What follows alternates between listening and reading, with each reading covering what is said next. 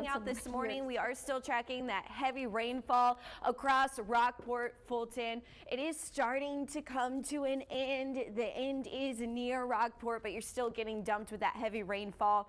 Still going to continue at least through 7 a.m., maybe a little bit between 7 and 7:30. You will start to notice the rain coming to an end as the storm is weakening and moving to the northeast. I can't rule out a spotty shower the rest of the day, but this is the worst of it right now this morning.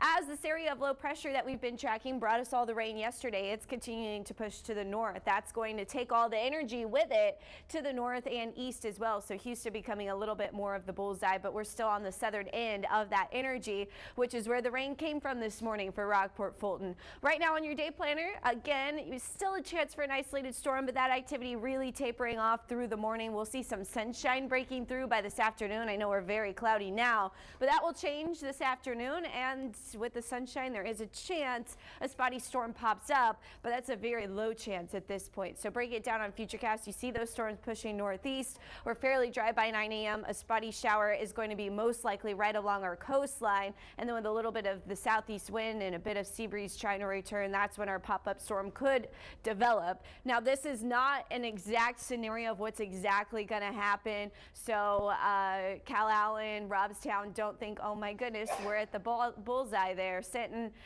this is not an exact scenario. This is just showing you that an isolated storm is possible. It's almost impossible to predict exactly where that does pop up, if it even does pop up. But that's going to be this afternoon. Then we are going to see clouds return overnight, temperatures in the 70s overnight. We make our way back into the upper 80s tomorrow afternoon, and we will have heat index values back in the upper 90s. So be prepared for the heat to return. Not much in the way of rain on Thursday or even Friday is trending less rainy. Again, we have that chance for flooding. The greatest risk was, of course, through Aransas County this morning. That's going to continue to push to our northeast into this afternoon and evening.